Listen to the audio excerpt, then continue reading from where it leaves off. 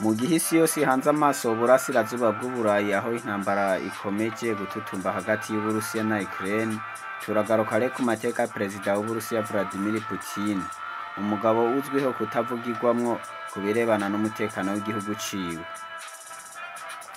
Vladimir Putin mw'ijambo aheruka kugeza ku Barusiya ku wa gatatu itariki 23 z'ukwezi kwa gatatu muri 2021, binyuze kuri televiziyo y'igihugu, Putin yavuze ko atazahwema mu kugira uruhare mu biganiro bigamije gushakira ibisubizo ibibazo vyugarije isi, ariko ku birebana n'umutekano w'Uburusiya ngo nta numwe akeneye kugisha inama, n'uburyo amahanga akomeje gukomaniriza igihugu ce mu rwego rw'ubukungu. Ibi rero Putin yabivuze nyuma y'uko Perezida wa Leta Zunze Ubumwe za Amerika Joe Biden yaburiye amahanga avuga ko Uburusiya burimwo kwitegura kugaba ibitero kuri Ukraine, nyuma y'uko inteko ishinga amategeko y'Uburusiya yemereye Putin kohereza abasirikare mu bice vy'uburasirazuba bwa Ukraine bigenzurwa n'abatavuga rumwe n'ubuyobozi bushigikiwe n'Uburusiya. Vladimir Putin rero ni muntu ki?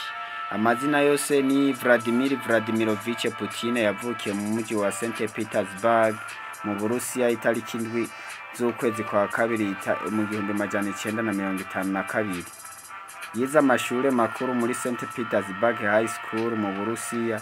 Usivye ikirusiya nk'ururimi kavukire, Putin azi ikidage n'icongereza neza cane, ariko mu bikorwa vyinshi bijanye n'ubuyobozi akoresha ikirusiya kandi birumvikana. Mbere yo kuba ari umukuru w'igihugu, Putin asanzwe ari n'umusirikare yabaye mu nzego zishinzwe ubutasi hanze y'Uburusiya KGB, aza kutorerwa kuyobora igihugu mu 1999 kugeza muri 2008, yongera kwiyamamaza muri 2012 aratorwa kugeza magingaya, ariko yigeze no kuba ministre w'intebe. Putin yize amategeko kuri kaminuza ya Leningrad State University, ubu isigaye yitwa St. Petersburg State University, aho yize guhera mu 1970 kugeza mu 1975. Vladimirovich Putin ni umwe mu bakuru b'ibihugu badakunda gushira ahagaragara ibirebana n'ubuzima bwiwe bwite nk'umukuru w'igihugu, ariko ibirebana n'ubuto bwiwe bivugwa ko byo ari yisanzura mu kubivuga. Mu biganiro n'itangazamakuru, iyo bamubajije ibirebana n'ubuto bwiwe, Putin asubiza ko mu bwana bwiwe yakuriye mu rugo rukenye rwari rusangiye inzu n'uwundi muryango, batagira ico bapfana mu nzu y'abamwe, rengo hakabamwe n'imbeba nyinshi. Putin ngo akaba ari we yatinyuka rero kuzikubita. Abakurikiranira hafi ubuzima bwiwe nubwo bitoroshe bavuga ko Putin atishimira igihagararo ciwe, kuko areha n'imetero 1 na santimetero 42, ndetse ngo niyo hagize umubaza ico avuga ku ndesho yiwe ngo arakureba gusa akakwihorera. Nubwo rero Putin ari mugufi, ntikibuza kuba ari indwanyi kabuhariwe.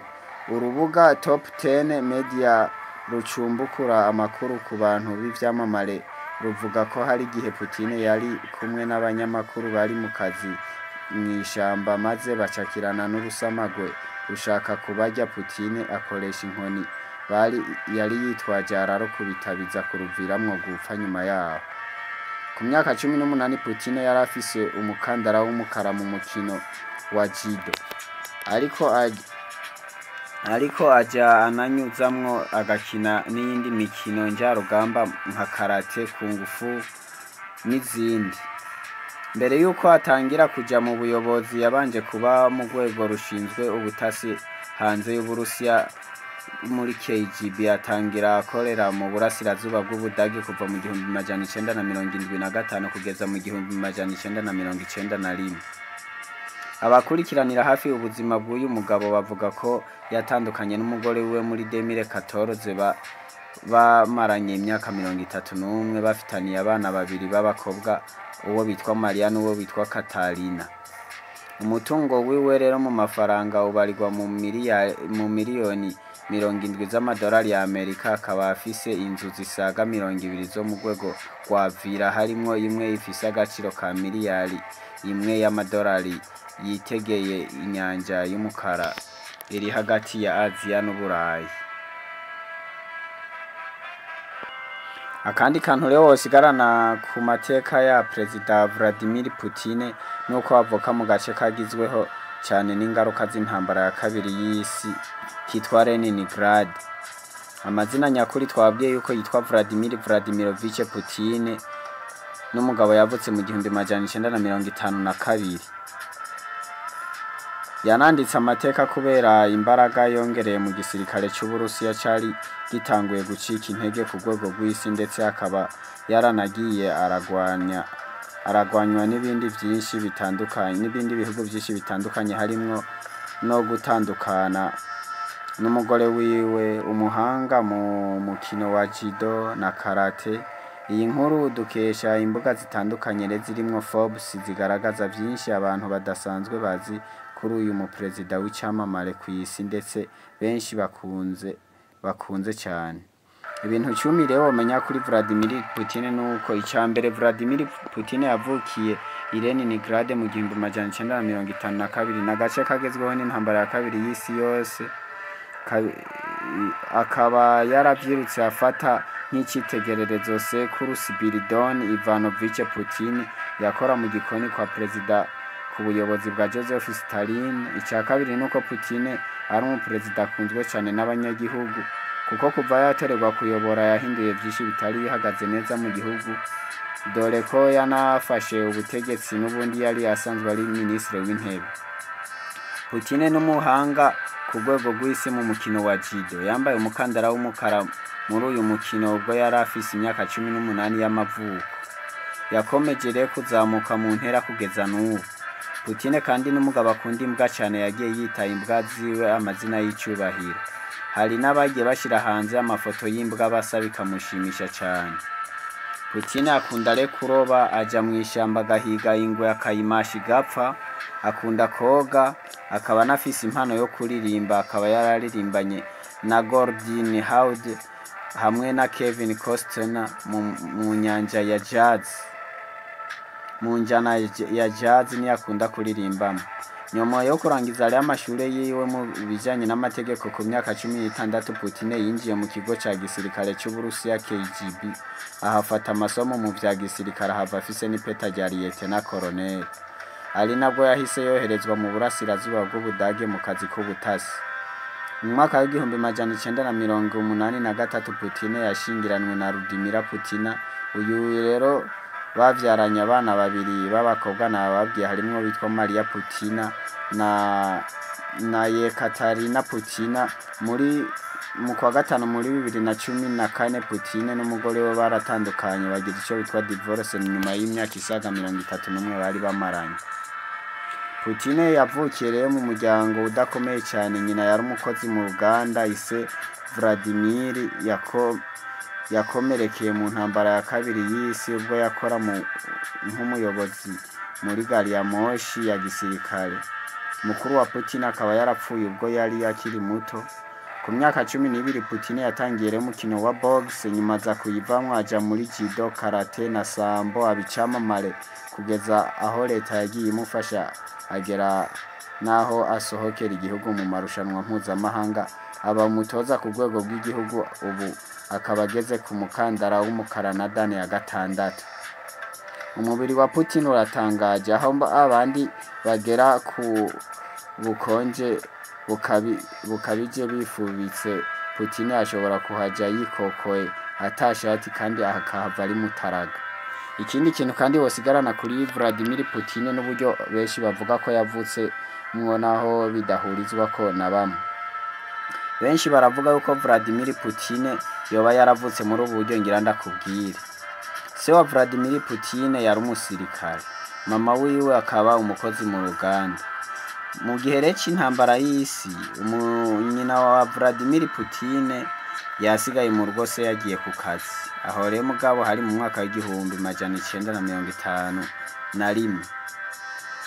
hama se wa Vladimir Putin yaratashe ashitse mu giturage iwabo muri village abona ikamyo yari yuzuye imirambo irimwo ibiziga bavuga ko bagira baje guhamba mu mva rusangi, ariko aravye mwikamyo abona ukuguru kwambaye ikirato gisa nico yaguriye umugore wiwe, ariko ntiyavyitaho arikomereza. Ageze mu rugo asanga umugore we ntawuhari, nibwo yagiye kugaruka rero kuri ya mirambo yabonye mwikamyo kugira ngo arabemwo ikirenge cari cambaye urukweto rusa n'urwo yaguriye umugore we kugira ngo arabe ko ari uwiwe. Hama abonye ko ari uwiwe asaba baja gushingura ngo bamuhe uwo mugore yari yamaze kubona ko ari uwiwe ngo aje kumwishingurira ukwiwe. Nibwo rero uwo murambo bamuhaye akorakora ku gatima yumva karacatera amujana kwa muganga, abaganga baramwitaho aza gukira. Nibwo rero nyuma yo gukira yahise avyara uwo mwana yari atwitse mu nda amwitwa Vladimir Putin ari wayoboye Uburusiya ubu. Urumva ko ivyo bintu bitangaje, nico gituma abizera bavuga yuko ico umuntu abataho kija naho wonyura mu nzira z'inzitane murajana.